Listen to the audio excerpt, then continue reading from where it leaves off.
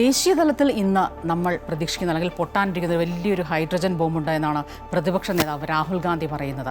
സംഭവം വോട്ട് മോഷണവുമായി ബന്ധപ്പെട്ടാണ്. ഇന്നിപ്പോൾ കൂടുതൽ തെളിവുകൾ പുറത്തുവിടും. രാവിലെ 10 മണിക്ക് ഡൽഹിയിൽ പ്രത്യേക വാർത്താ സമ്മേളനം വിളിച്ചിട്ടുണ്ട് എന്ന റിപ്പോർട്ടുകളുണ്ട്. പ്രശാന്ത് ചേരുകയാണ് വിവരങ്ങളുമായി. പ്രശാന്ത്, രാഹുൽ ഗാന്ധിയുടെ വോട്ട് മോഷണവുമായി ബന്ധപ്പെട്ടുള്ള ഈ വെളിപ്പെടുത്തലുകൾ തുടർന്നുകൊണ്ടിരിക്കുകയാണ്. ഇപ്പോൾ ഏറ്റവും വലിയൊരു ഹൈഡ്രജൻ ബോംബ് പുറത്തുവിടുമെന്ന് അല്ലെങ്കിൽ പൊട്ടിക്കുമെന്നൊക്കെ കഴിഞ്ഞ ദിവസം തന്നെ അദ്ദേഹം പറഞ്ഞിരുന്നതാണ്. പ്രത്യേകിച്ചും പ്രധാനമന്ത്രിയുടെ മണ്ഡലമായ വാരണാസിയിലെ വിവരങ്ങളാകും പുറത്തുവിടുക എന്നടക്കം നമ്മളെല്ലാം ആകാംക്ഷയോടുകൂടി കാത്തിരിക്കുകയാണ്. എന്ത് തെളിവുകളാണ് രാഹുൽ ഗാന്ധി പുറത്തുവിടുന്നത് എന്നത് സംബന്ധിച്ച്?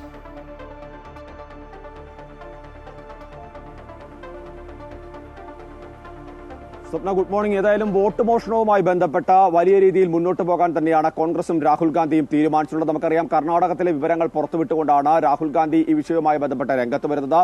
പിന്നീട് പല സംസ്ഥാനങ്ങളിലെ കാര്യങ്ങൾ സംബന്ധിച്ച് കൂടുതൽ വിവരങ്ങൾ പുറത്തേക്ക് വന്നിരുന്നു. ആ സമയത്തെല്ലാം തന്നെ ഇതൊക്കെ അസംബന്ധമാണ് എന്നുള്ളതാണ് തെരഞ്ഞെടുപ്പ് കമ്മീഷനും BJPയും വ്യക്തമാക്കിയത്. പക്ഷേ ഇക്കാര്യത്തിൽ കൃത്യമായ നിലപാടിലേക്ക് എത്താനോ അല്ലെങ്കിൽ മറുപടി പറയാനോ പ്രധാനമന്ത്രി ഉൾപ്പെടെ തയ്യാറായില്ല എന്ന ആക്ഷേപം കോൺഗ്രസ് ഉയർത്തുകയും ചെയ്യുന്നു. അന്ന് തന്നെ പറഞ്ഞത്, അതിനുശേഷം പിന്നീട് രാഹുൽ ഗാന്ധി ബീഹാറിൽ വോട്ടറധികാർ യാത്ര നടത്തുന്നു. ആ ഒരു സമയത്ത് തന്നെ അദ്ദേഹം പറഞ്ഞ പ്രധാനപ്പെട്ട കാര്യം എന്ന് പറയുന്നത് ഒരു ഹൈഡ്രജൻ ബോംബ് തന്റെ കൈവശമുണ്ട്, അത് ഈ വരുന്ന ദിവസങ്ങളിൽ പുറത്തുവിടും എന്നുള്ളതായിരുന്നു.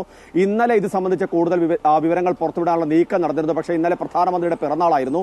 ആ സമയത്ത് ഇത്തരമൊരു വാർത്ത പുറത്തു വന്നു കഴിഞ്ഞാൽ അതൊരു പക്ഷേ അതിന്റെ ഉദ്ദേശിക്കുന്ന ഗുണത്തിലേക്ക് വരില്ല എന്ന് കോൺഗ്രസ് നേതൃത്വം വ്യക്തമാക്കിയതോടുകൂടി തന്നെയാണ് ഇന്നിപ്പോൾ വാർത്താ സമ്മേളനം നടത്താൻ തീരുമാനിച്ചിരിക്കുന്നത്. രാവിലെ 10 മണിക്കാണ് വാർത്താ സമ്മേളനം ക്രമീകരിച്ചിരിക്കുന്നത്. ഏതായാലും ഇതുമായി ബന്ധപ്പെട്ട നമുക്ക് മനസ്സിലാക്കാൻ കഴിയുന്ന അനുസരിച്ചാണെങ്കിൽ വാരണാസി മണ്ഡലവുമായി ബന്ധപ്പെട്ട ലോക്സഭാ മണ്ഡലവുമായി പ്രധാനമന്ത്രിയുടെ മണ്ഡലമാണ്. ആ മണ്ഡലവുമായി ബന്ധപ്പെട്ടുള്ള കൂടുതൽ വിവരങ്ങൾ തന്നെയായിരിക്കും പുറത്തുവിടുക എന്നുള്ളതാണ് നമുക്ക് മനസ്സിലാക്കാൻ കഴിയുന്നത്.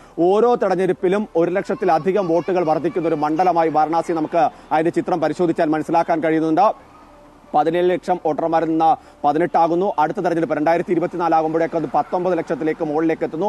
അങ്ങനെ ഓരോ തെരഞ്ഞെടുപ്പിനും 1 ലക്ഷത്തിലധികം വോട്ടർമാരുണ്ട്. ഇത് തന്നെയാണ് കഴിഞ്ഞ കുറെ മണ്ഡലങ്ങളിലായി രാഹുൽ ഗാന്ധി അടക്കം ചൂണ്ടിക്കാണിക്കുന്നത്. സ്വാഭാവികമായും അത് ഏറ്റവും പ്രധാനപ്പെട്ട കാര്യം 2019 ഉണ്ടായിരുന്ന ഭൂരിപക്ഷമല്ല 2024 എത്തുമ്പോൾ പ്രധാനമന്ത്രിക്ക് വാരണാസിയിൽ നിന്ന് ലഭിച്ചത്.